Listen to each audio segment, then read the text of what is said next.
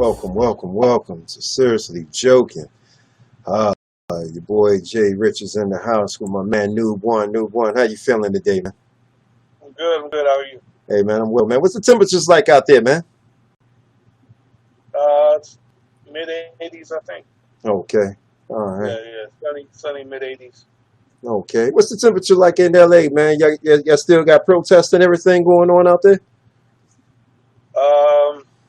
Actually, I'm not sure. I'm assuming they still do. I haven't been following the protest thing out here, but What about the mask mandate? definitely not to the extent it's been in Portland or anything like that. And, Okay. but I do know there's been like the COVID protests have started again in Huntington Beach. What's the COVID protest? Was a bunch of people get together with no mask on? Yeah, pretty much. All right. They're protesting about a shutdown and potential impending, complete shutdown again that may happen since the numbers have jumped up so much in California. So we'll see. Isn't that kind of self-defeating? Because doesn't that kind of push like numbers according to like the CDC when you go out, in these large gatherings and you don't wear a mask? I understand you protest wearing a mask, but not wearing a mask kind of like. Right. I don't know, man. Hey, I don't think the point of that protest is logic per se. So. Okay. Hey. All right. Hey, man, we got an exciting guest coming up, man. My man, Everett Winchester, black business owner. He has his own he has his hand in a lot of different things. Up and coming activist. Really, he's on the fringes of getting it started. So without further ado, let's go ahead and bring my man on in. Big E. What's up, man? Peace and blessings. Hey, man, what's the temperature in Baltimore, man, with these with the protests and everything? How's everything going? With some protests going on, Mm-hmm. my wife was telling me about it. They're protesting some crab place called Vince's. I guess the owner said some racist thing or something like that. So they're out there protesting that. That was my understanding. Yeah, he made a few comments, and then he as far as I know, he stood his ground. Like, nah, man, like pretty much one of these things. Like I said it. Recently, on the 4th, you was involved in like the human flag. Tell us a little something about that, man. Oh man, that was powerful.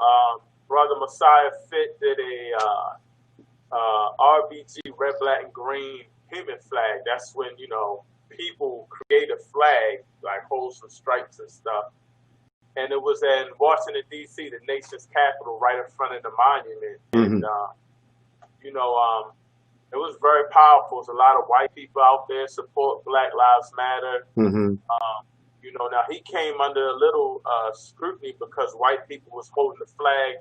But I think at that particular time, it was just white people just trying to support Black Lives Matter and help out. It wasn't like, it wasn't a thing where, they were disrespecting the flag, anything like that. So I think that's going to be something he's going to look at how to, do pretty much two movements. Movement. And there are white people heavily got red, black, green flag, which is kind of sacred. So I think that he's going to have to do a thin line there. But that protest was powerful. I have to salute him on that. And for all the people that were there, they made a powerful statement. I know you said something about they're redoing it in Kentucky. Do you plan right now? I'm thinking about it. My sister lives in Louisville. I had a blast every time I go down there and see my nieces and my brother-in-law. So I'm definitely trying to get back down there. If it's probably was drive, so it all depends. I'm a little older. I can't handle that ride like that. But I would definitely like to get down there and show my support in Kentucky. I think it'd be phenomenal. Guys going? Yeah, well, when is the date? Stuttering. You stuttering. When is the date? Stuttering. Here we go. I'm not sure. If they set a date, I missed it. Okay. But I think they wanted to do early August, but we pushing it now, so I'm not sure. But I'll definitely give you a heads up. We probably can make a little road trip, drive down there, whatever. All right. Practice social distance. Driving with masks. I don't know about that part, but New, what do you think about that, man? Like, you're forming like the red, black, and green, and you have people of other races coming together to want to participate, want to help. You know what I mean? How do you feel about it? I'm all for it. I think it's a good opportunity for people to learn more about the flag. That people of all races to learn more about the flag, and I'm down for anybody, who's earnestly trying to support, any of our movements, so I don't have a problem with it at all. Okay. I know there's some people that might, but, and they're, some people may have some grievances that are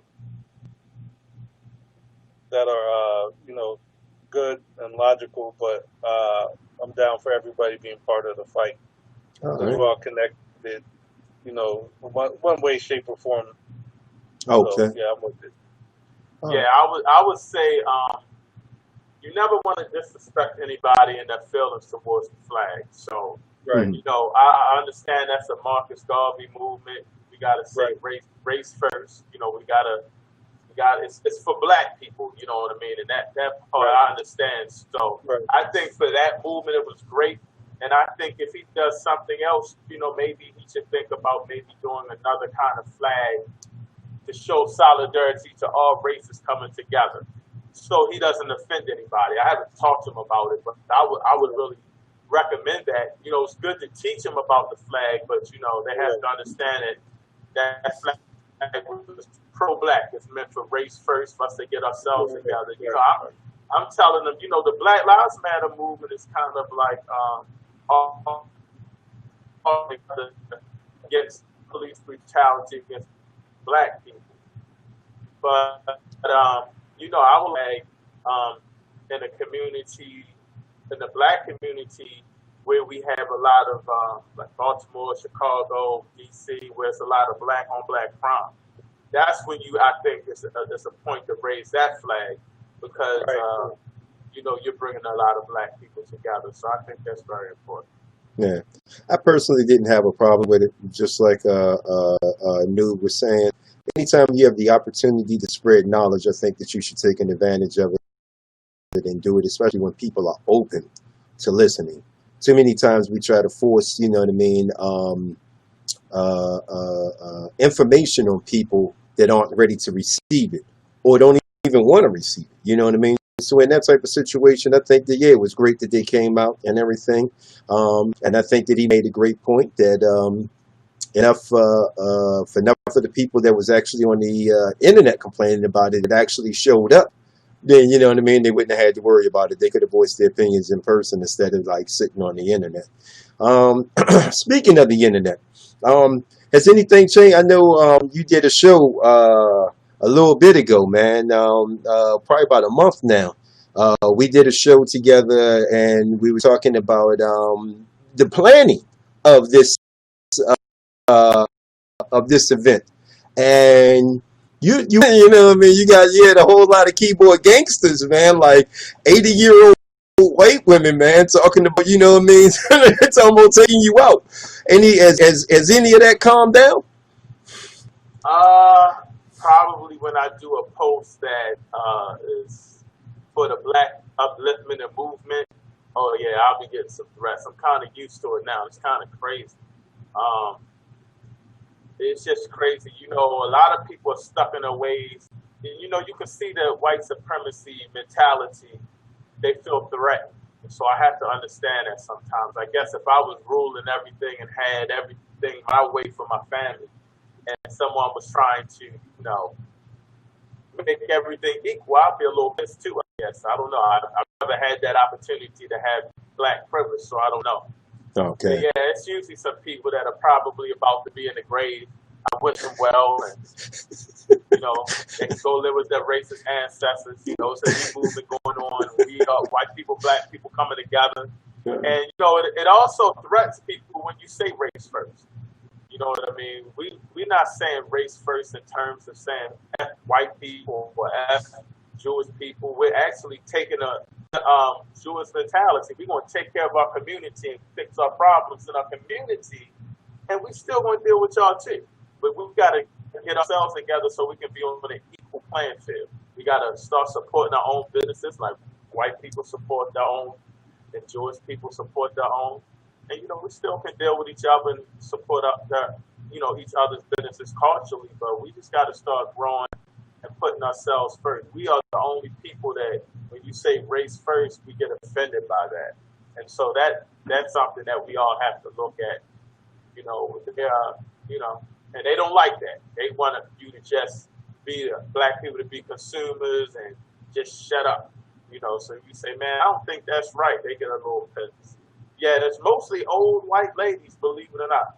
Lady like Sarah talking about she's gonna kick my ass.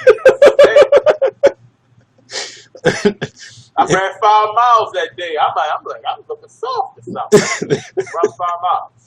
When somebody else comes along and says the same thing, you know what I mean? It puts them, it makes them uncomfortable because of their own mentality, that when you say Black Lives Matter, in their mind, only thing they're hearing is only Black Lives Matter. When you say, you know what I mean, we have to build our own economy and so on and so forth, they're thinking that, you know what I mean, oh, they just trying to take over. They want to take over. They want to take over. They want to take over, Right. It's not that we're trying to take over. We want the same resources that you had. I probably said this before. You probably heard me say it, but Dr. Claude Anderson always talks about race not being color. It's like an actual track race, where you're running, or a car race. And he like, it's a race for political power, economic power, and resources. And he said black people can't be racist because if we're not even in the race. In fact, we're probably not on the track. We're on the bench watching the race. That's how bad it is. You know what I mean? So in order for us to get into the actual race for political power, for economic power, for resources, land, etc., we gotta get ourselves together. And when we start getting political power, like this election, if black people can control this election, if we decide to put our vote and vote collectively. If we start getting political power, if we start getting, all the things that we need, that's going to be a problem for them. Nobody wants to give up resources and power, but, we got to start uniting to take care of that. Anire, I know that you. When they're talking about, when black people talk about black power or race first, I always look at it in terms of it's more of a self-determination, self-sustainable thing, as opposed to, when as opposed to, coming from like a colonial mind state, or something where you're trying to take over everything. Like, we don't want to take over everything. We want to control our own. We want to control our communities, and like everybody else does. Right. So it's quite simple for me, but perspective is everything, and everybody isn't looking from the same eye.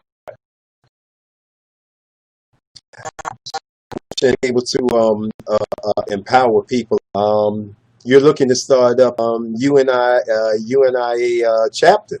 How was that going? And what are your plans, and how do you feel on what's your plan? Rolling it out. Well, right now, I just found out what I needed to do to start. I actually with the Atlanta chapter more than anything. There was a Baltimore chapter, but I don't want to get into what happened. But they're no longer around at this time. So I like to have a local chapter. The UNIA is Universal Negro Improvement Association, and I think it's very important. This organization Marcus Garvey started, and it means a lot to follow that. It's not more than just an organization; it's a government. He created a government and guidelines and rules to abide by. And he talks about uniting Black people, not just in America, but all over the diaspora. So when you start saying that, you look at the power. Imagine us being united with Jamaica, Haiti, Africa, all united. We become powerful, and we become a nation of Black people that's strong. And so to me, that's something that we need to start pushing. And so right now I'm just trying to get some local members. I don't need that many, but I'm gonna start pushing and see who's really gonna be serious. And we're gonna try to get it started here again. Okay. I know, like we were discussing before, just trying to plan a trip with like 3 or 4 people, man, can be like a pain in the behind. I salute you, man, because the process seems simple. You know what I mean? The reality of actually putting it to work, you know what I mean? Maybe something different. Because we just don't want people that want to be members. We want people that want to be active. I want it to be a strong and powerful organization where people want to be, active, contributing, and out in the community, promoting the organization and doing things. I think, sometimes, we can stay still with the organization, but I want it to be up and up front and promote Marcus Garvey. All right. I just want to make sure, man, y'all not going to be on the corner, man. You know what I mean? Asking for change. But no, man, there's a lot of people in both, man, that actually want to do something like their community. And from the outside looking in, I see a lot of people that want change in their neighborhood. For whatever reason, I don't know where America and like the media gets this idea that people want to live in poor, dilapidated neighborhoods that's overrun with drugs and crime. A lot of people don't want to live in these type of neighborhoods, but they don't have, like you were saying, the political power. You know what I mean? They don't have like the monetary power to either, you know what I mean, be able to move out or make a change. And I think that this is a powerful organization that can bring people together, that will be able to link them to the resources. And the biggest resources is themselves. And being able to start being the change that they want to see. Right. Yeah, that's very important because people don't know where to begin with a lot of these issues. And, first it starts with, like you said, political power. We got a lot of people in place that may not have the plan in effect to make change. They're just doing the status quo of what a politician should do. I don't think anybody that runs for office is, I think they are probably trying to make change to a certain degree, but it's not happening. So, we got to get the right politicians in there locally, to do some changes. That's very important. I think also from a community standpoint, you said it, it's cold when and it's hard. You got to be mentally tough and hard, growing up in the city like Baltimore.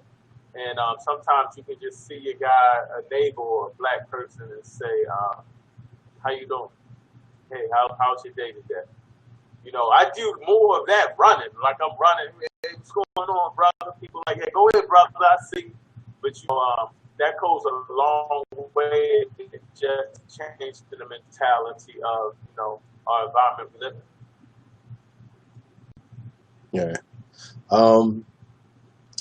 With that, I know, like, you know what I mean, that you are in contact with people, like your coaching.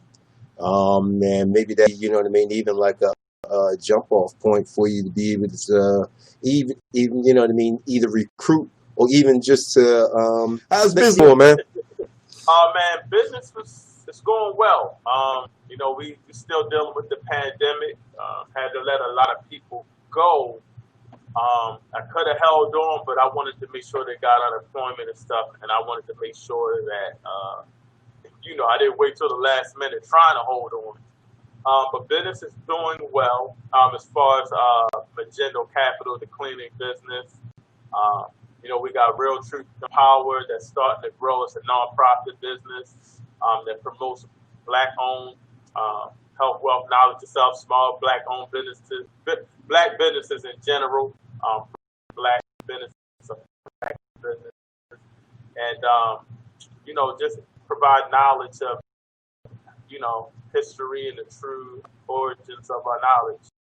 So that's doing well as a nonprofit, and we still expect exposure, our recruiting service that helps high school athletes get into colleges. So those three businesses are doing well. I always like to talk about them because I got about 4 or 5 that are just doing awful. Okay. I know yesterday was a big... That's part of life. That's part of the journey. I always tell people, hey, just try your business. It's okay if you fail. Just try. There's nothing wrong with that. Just try. You learn and then you try something else. I know yesterday was a big day for you, Keith Sweat birthday. What did you do?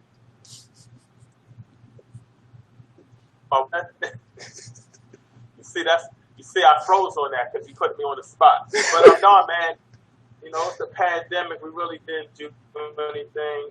Man, I was working all night. I got us some breakfast. Spent a little time with it. And next thing you know, I was out asleep. Did you hear what I asked you? Did you hear the question? I thought you said what I do on my wife's birthday. Nah, I said it's Keith Sweat birthday, and I know that's really a big event for you. Really, it's Keith Sweat birthday? Yeah. Are you serious? Yeah, it was yesterday. Yeah. Oh, now you gonna act like you don't know? No, Yeah. well, it's funny because that's my wife's birthday. Yeah.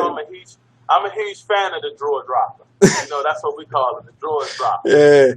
You begging in one ear and I'm begging in the other ear. Right? Yeah. I always took you as like a Freddie Jackson, Howard Hewitt type of guy. No, I'm on Keith Sweat, brother. I'm on Keith Sweat. I'm definitely on Keith Sweat. Yeah. Not Howard Hewitt.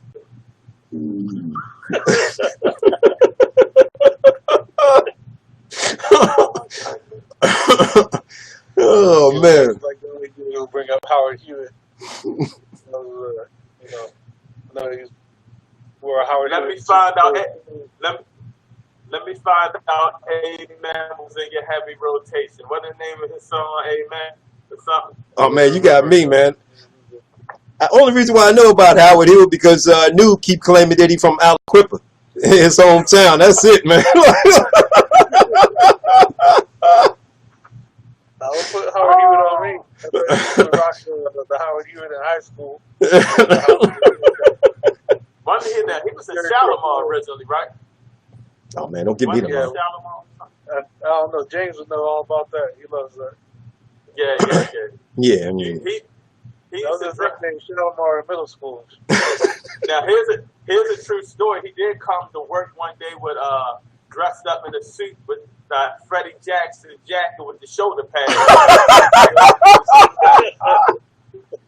He had an all-white suit, a white jacket with a suit jacket with the shoulder pads and a damn umbrella looking like Farnsworth Bentley. It was sunny outside. Negro going to try to say it was raining earlier that morning.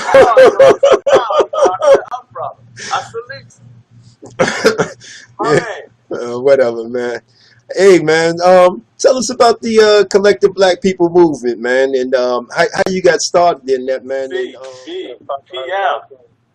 CBPM, Collective Black People Movement, man. I love it. It's a great organization. Actually, I found out about the Collective Black People Movement for a local UNI, and they actually referred me to the chapter in Baltimore that's now not around.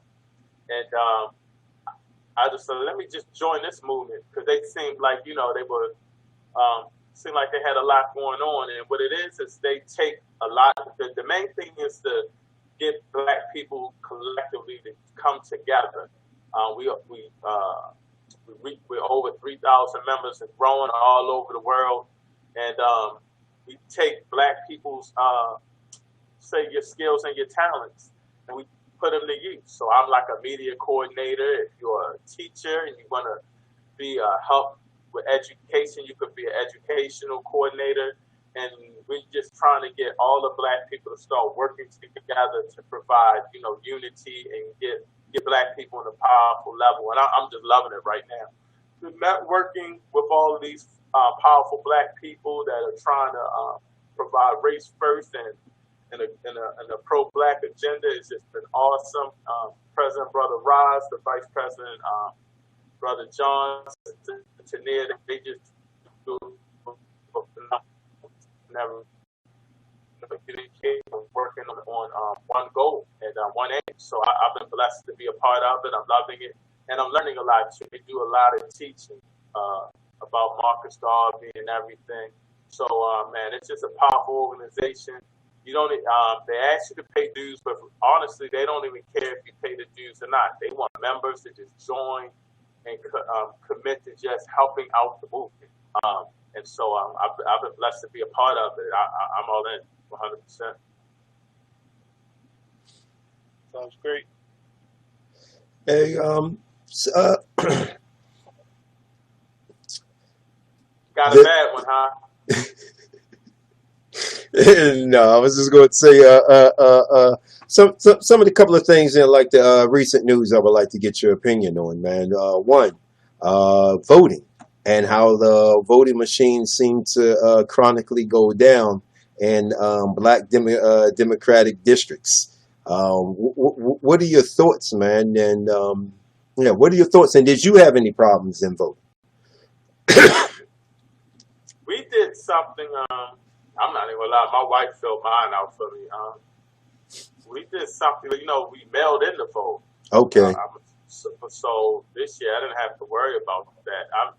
Personally, I've never had any issues voting. But I've heard some crazy things out there. And again, it all goes back to your local government. I mean, if you got somebody that's on point, making sure those things aren't taking place,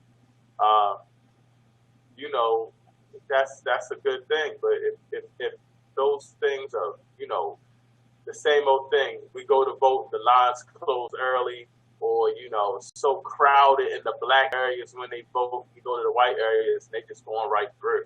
It's it's everything to discourage you from voting. So I think that needs to be addressed. That's something major. Like we died for the right to vote, and now it's been discredited or making us discouraged to vote. It's crazy.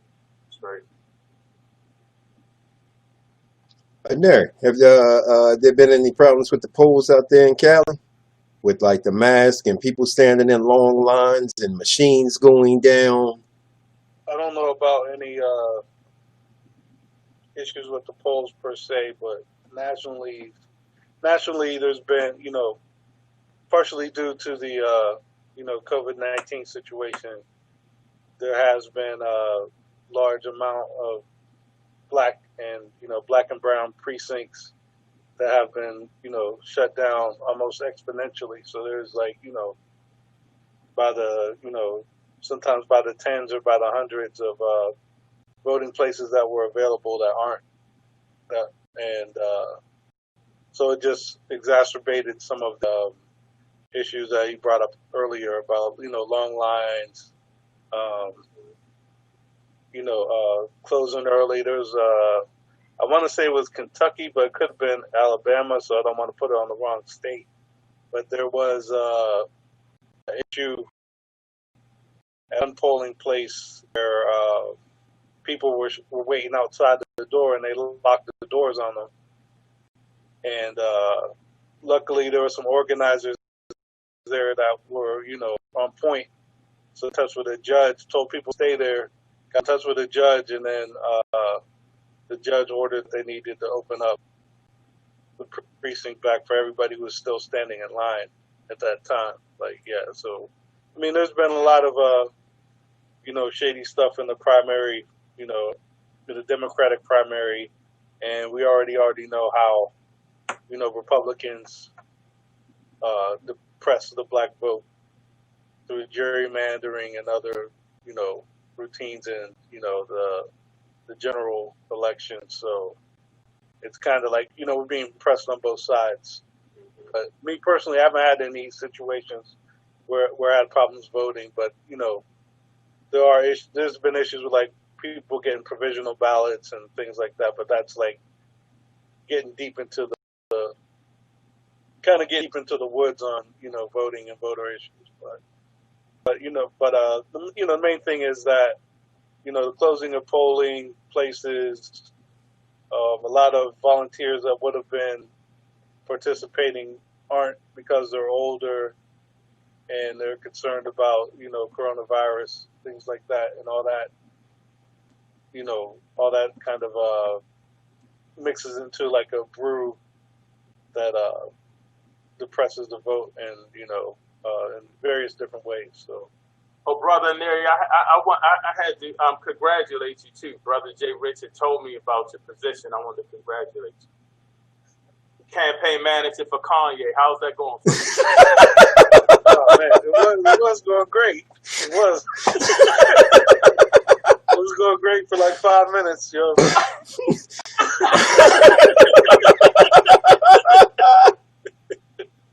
You know what I'm saying? You just made, bulletproof vests are trying to tell them don't do that, and it's, made a unilateral decision with the haircut, and, after that I had to kind of back away from it, but we was already having problems getting them on the ballot anyway, so.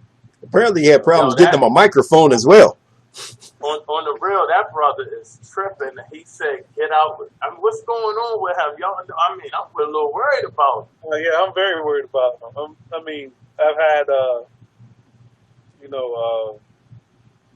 there's, mental illness runs in my family through different generations in my family, and he's definitely exhibiting some sort of mental issues. And you and JRICH are related, correct? No. Oh, okay. Go ahead. No, I met him in college. He was crying. He got beat up outside.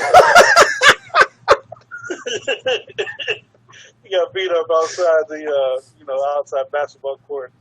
He was talking crazy to some freshmen. And he was whoa.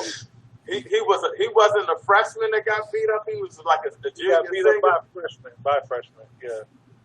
Or it was like summer. You know how the kids in high school sometimes come to college in the summer to do like a summer camp. I think it was like that, something like that. Yeah. It was like I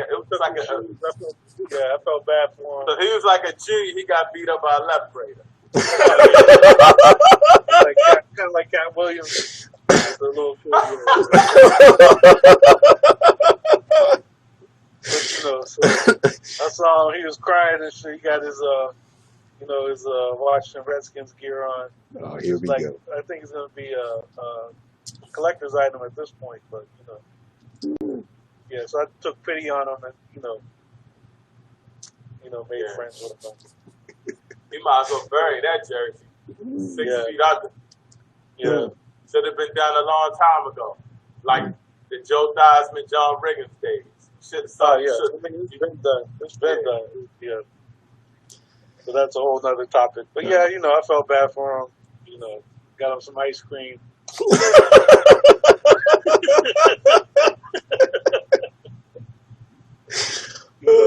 Some flip flops. He went back. He went home. Oh man. You confident? I told you about talking shit, didn't I? Yeah. Yeah. I'm gonna tell you right now. The only part of the story that he may have told that was true was the flip flops and socks, because they're not ready for that 302 up there. That's about the only thing that might have been true. that was it. Whoa. Let me for the wrestling shoes either. Let me clarify that. You mean slides and socks, not flip flops and socks, right? I can't do the flip flops. Yeah, flip flops. I can't have the dog in my toe, brother. I don't do the dog in the toe. Ain't nothing Ain't nothing separating my jewels or my toes. Separate Yeah, he's doing something different. Anyway, hey man, with all of this going on and everything, at the end, by the time all of these protests and everything come to an end, do you think that we're going to see the ACLU pick up and start doing mass police brutality cases against a lot of these cities, man? Like class action suits against a lot of these cities that are refusing to pull their rein their officers in, man.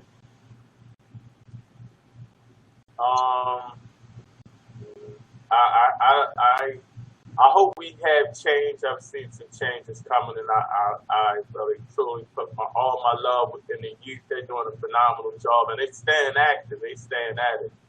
But you know, there's probably going to be some changes. But if you're a racist cop that wants to kill a black person, you're going to do it. I mean, it's just you're going to find a way to do it. They got cameras, and they still doing it. You know, so I don't know. I don't know. I mean, I'm hoping that part changes, you know, but my mentality is let them fight for that. You know, our community, we got other problems. Every time I turn on TV, it's another brother getting killed by another brother in the community. So they can fight that fight. I'm just more worried about, you know, saving our people from each other. And, you know, so let them two fights go hand in hand. But I don't know. I don't know if it's going to change, man. I don't know. I don't know. They'll always find a way. If it's not police brutality, then they just frame you and set you up. If they want to get you, they want to get you. So, you know, until we have some good, decent, and I'm not saying all cops, but until we have the good and decent ones policing, it's going to be tough, man. They, you know, right now they're talking about reform, all this and that, you know, but they're going to find a way to oppress people, keep us in a social underclass. So, you know, whatever they got to do to try to keep us down, you know, they're going to try to do it. So, you know, prison is a big business. So, very big business. I mean, you know, I don't see them not locking black people up. I don't see them not framing black people. But what are they going to do? Just stop the police brutality part? You know what I mean? Okay, we still, it's a major issue there that, you know, who are these police officers? What's their background? What's their mentality like? You know, and that goes for black people too. Everybody's not meant to be a police officer. So, yeah. You know, if you get trained to oppress and, you know, lock people up and stuff, you're going to start hating your own. You know, you start hating your own dealing with them because they're going to make your job hard. They don't like you. You're going to start not liking them, and you be aggressive. That's why a lot of black officers are being aggressive. And we're talking about, you know, the so-called, you know, school to prison pipeline.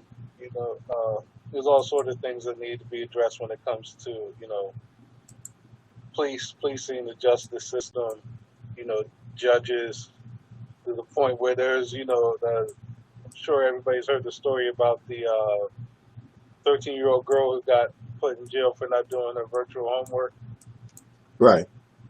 And, yeah, so it's, yeah, there's systematic things that need to be addressed, and I'm not sure, you know, what latitude the ACLU has to address those issues. So, you know, hopefully, you know, it's definitely a fight that needs to be fought on various fronts. So I support whatever front they're coming from in that fight. But yeah, I named them specifically only because I've been following, and they've been keeping a close eye on like the protests and taking down officers' names and incidents, and I don't think that they're doing it, you know what I mean, for no reason. And I think that they maybe, you know what I mean, there's a possibility that they have something else that they're going to look to, and it might be linked in with whether or not we're able to get rid of this immunity, police immunity. Right, qualified immunity, I think it's called. Yeah. Yeah. Yeah, so that's a, yeah, I mean, that's a good point. But the one of the issues right now is that there's no, I don't know if that's a federal thing or if that's only what local, those local mayors and states can adopt, working on that practice, or if you have to come to the federal level, but already call from, you can pretty much guarantee the Republicans aren't going to be down with that. And then there's no real evidence beyond some, talking points that Democratic leadership is really going to work towards that in a serious way as well. So, not to say that there aren't people in either camp that aren't serious about it. It's just a matter of political will, and I don't think either party's leadership has the will to do that, because they, the police pretty much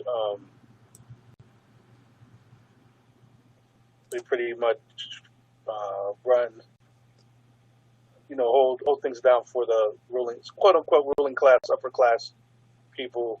So, and that's who, both parties represent, the leadership of both parties really represent are, the quote unquote ruling class, whatever you want to call them, percenters, the donors and things like that. So that's going to be a hard sell, even for, the Democrats to kind of looking for expanding their base into the suburbs, because a lot of suburban white people aren't trying to hear anything about reforming the police at all. I was actually just on one of my local apps next door, and there was like 300 people commenting on a picture somebody posted by a police station. They're like,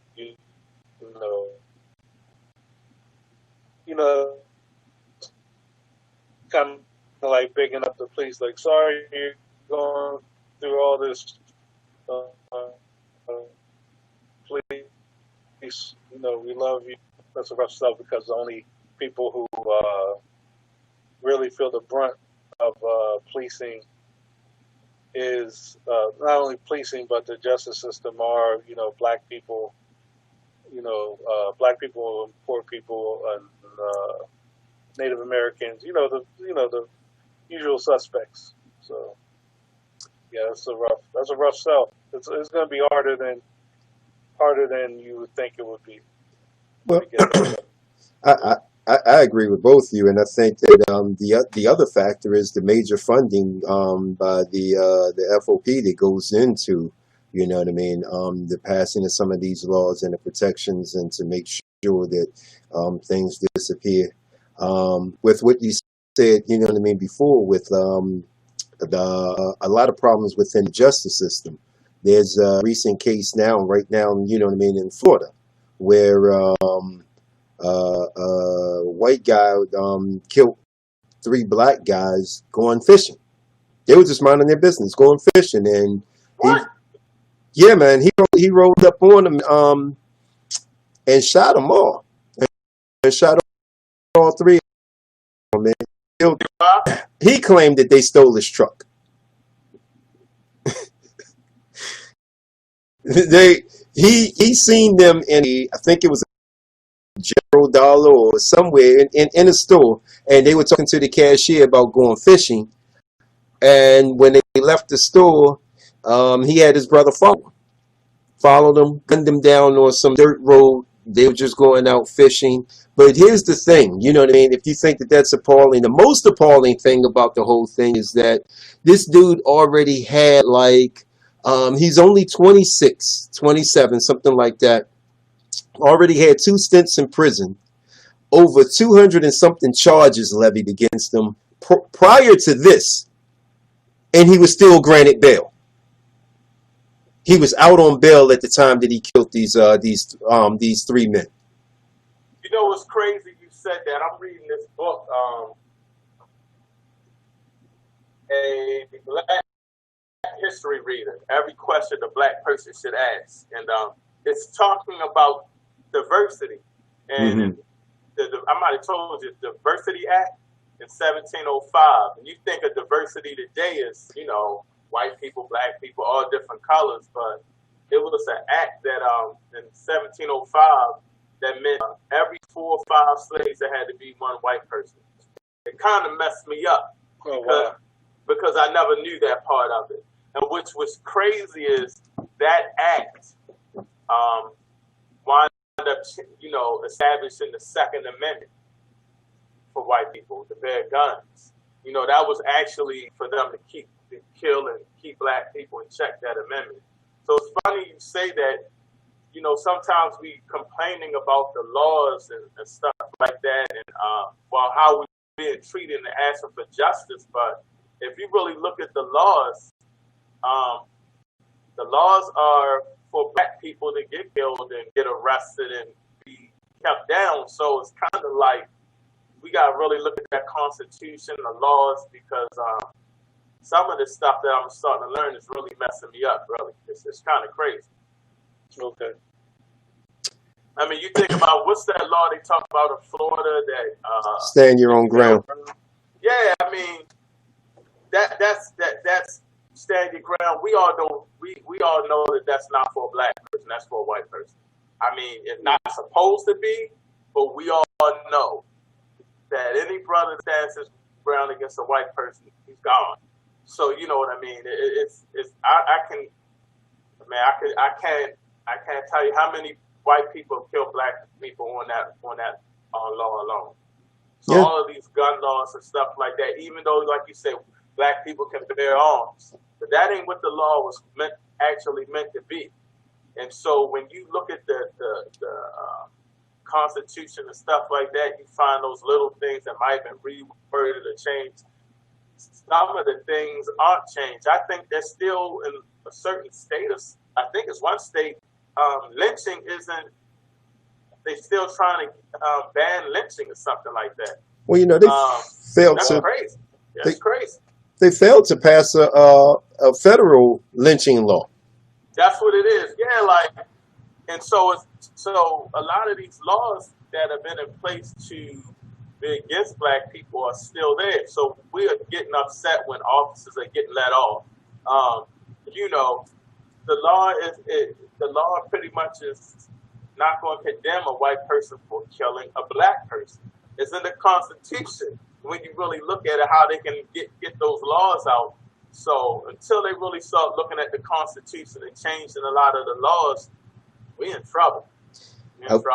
I was just explaining that to somebody on Twitter, and they told me that I'm looking at things that were outdated. And I'm not really, because our parents we're out marching right now. There are protests going on right now for the exact same thing that our parents and our grandparents marched for 50 years ago.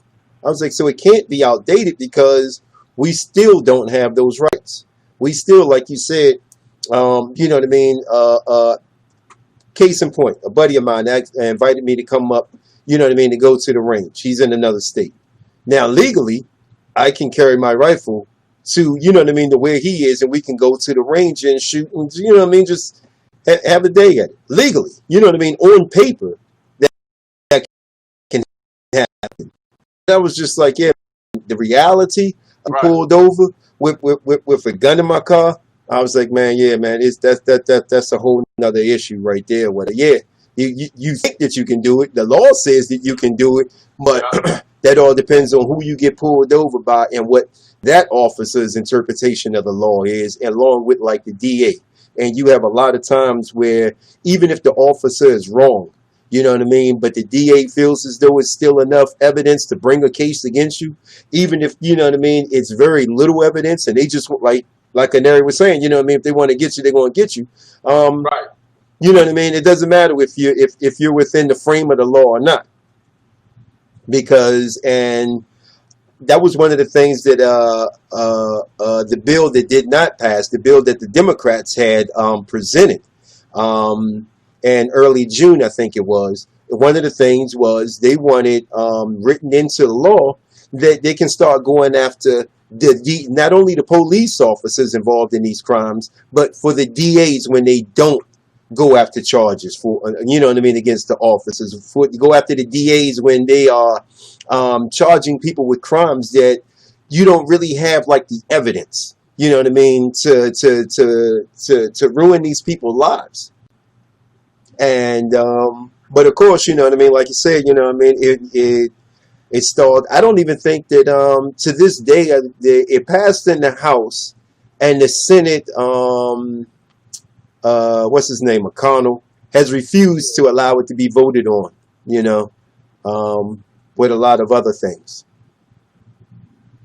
So Yeah, it's with crazy. with that said, you know what I mean, I want to ask you and ask a new simple question, man. At the end of all of this, whether it's the COVID, whether it's the protests and everything, what are the 3 or 4 things that you would most like to see as an outcome? As far as the COVID or so, Well, when I say with COVID, because you know, with everything floating around about the vaccines, which we ain't get into, and I don't, you know, I want to bring, I'll get into you with that on another show. But with like the vaccines, with the justice system, with the prison system, with the protests, with equal rights, with the discrimination. You know, this protest has a lot of things going on with it. And at the end of it all, even like Anire said, you know, I mean, you got people just protesting COVID right now. At the end of all of this, what are the 3 things that you would like to see as an outcome? well, one of the things is medical research. Like, we're hearing a lot of what's happening, but we're not actually seeing like the research. You know, I haven't seen one documentation that's just breaking down COVID as far as what they're doing, how it's starting, how it's spreading. You just hearing doctors talking about it. You're getting a lot of information, but I need to see the actual research. Like, I need to know what's going on with this disease. You know, Black people have been screwed through history with vaccines. You know, we've been screwed throughout history, so it's only natural for us to be a little wary of vaccines, even though scientifically it probably shows in a lot of ways it's good. Scientifically, it shows in a lot of ways certain vaccines you don't need. Certain people will say, I'm not taking the flu shot, and they do fine. Certain people get real sick when they take the flu shot.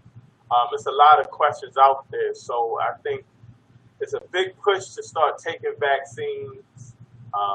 Bill Gates is talking about monitoring and having a chip to take vaccines. I think that's just too much.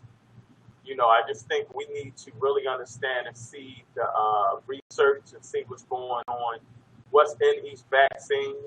Mm-hmm. You know, I'm not just going to take a vaccine and knock out COVID and I get something else. I mean, everybody is different. COVID's hitting different people different ways. So maybe I don't need the vaccine. I don't know, but I just need to see the research, what's going on, and not hearing people talk about it. You know, the people are educated, man. We're not in the 1990s, better yet the 2000s. So, you know, people are educated. We have a lot of, as we're doing internet, kids are playing games where the cheat codes are phenomenal. We all can understand this stuff if you give it to us. You know, I just need to see the knowledge, you know, what really is going on, and not some spokesman telling me one thing one day, then something else the next day. You know, I just really want to know what's going on. I'm a little worried about those vaccines, so, you know, that's something that I'm just worried about. Me myself, I think one thing definitely I'd like to see would be the growth of more mutual aid societies and community co-ops for that would benefit the community in various different ways. Growing food, circulating resources, things like that. Hopefully, some revamping of this economic system in general, and the third one.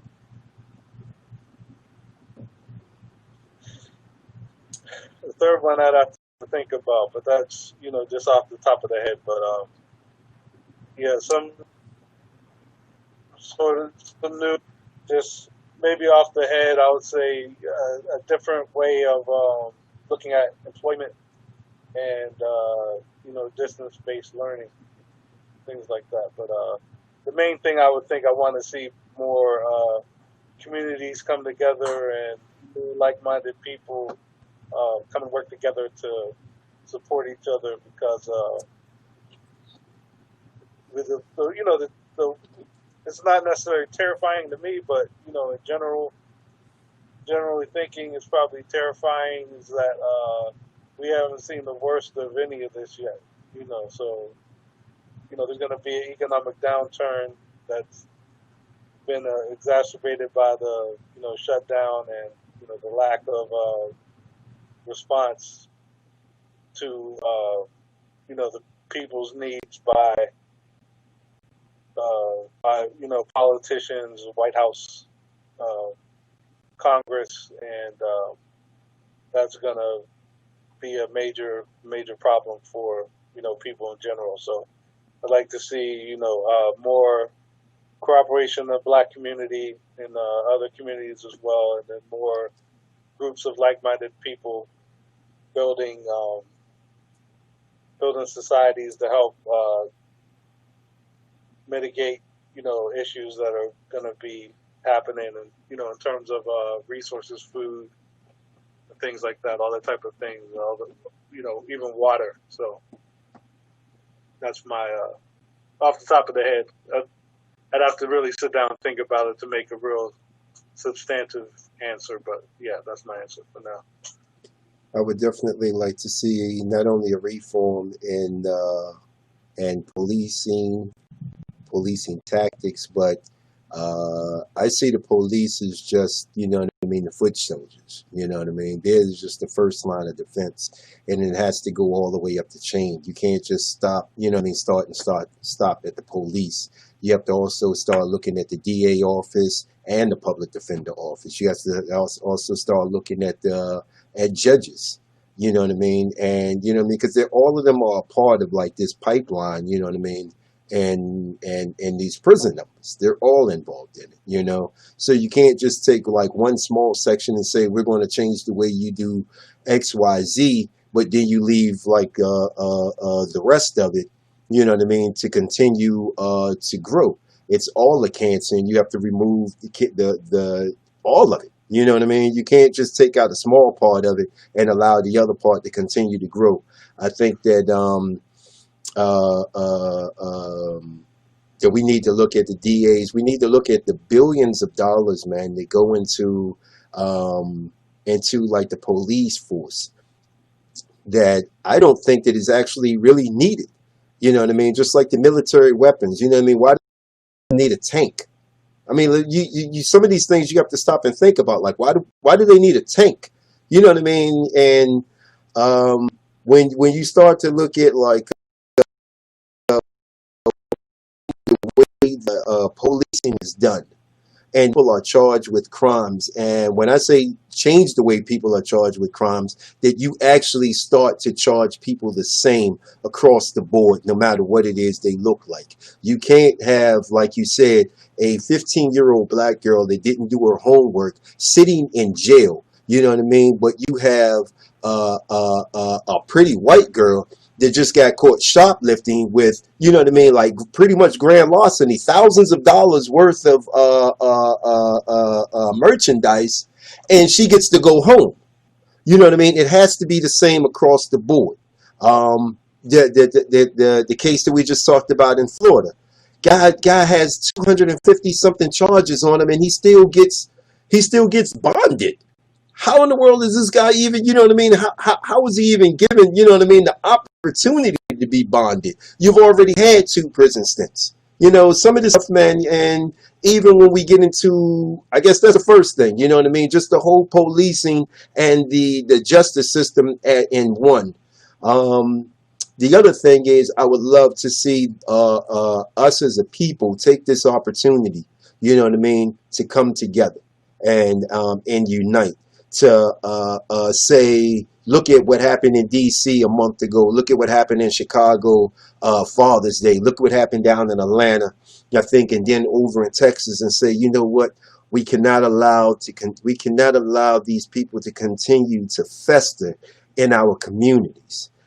We cannot allow them to kill off our youth, because the 2 biggest things that we have, man, is the wisdom of our older folks, you know what I mean, and the youth, to be able to instill within them so that our communities continue to grow. For us to be able to, the third thing is for us to be able to take back economic power in our own communities. There's going to be an opportunity, and the opportunity is knocking at the door, because there are a lot of businesses that are going out of business. We need people that are in place, or people that will be able to, you know what I mean, go to an all-black credit union, an all-black bank, and be able to get a business loan to start their business within the community, to be able to hire within the community, to keep our money within the community. I see this as a wonderful, wonderful, wonderful opportunity for us to actually start to take back our communities. And not only, you know what I mean, with that, when I say take back our communities, I mean to start buying property in our communities, open up business in our community. So then when they go on the news, be like, oh, they're tearing up their own property. Most of these places, man, it's not ours. That's not ours. We don't own this stuff. You know what I mean? We just frequent it. You know what I mean? We support it. You know, it's not ours. We need ours. We need ours. So, with that said, Big E, thank you for coming through. We appreciate you.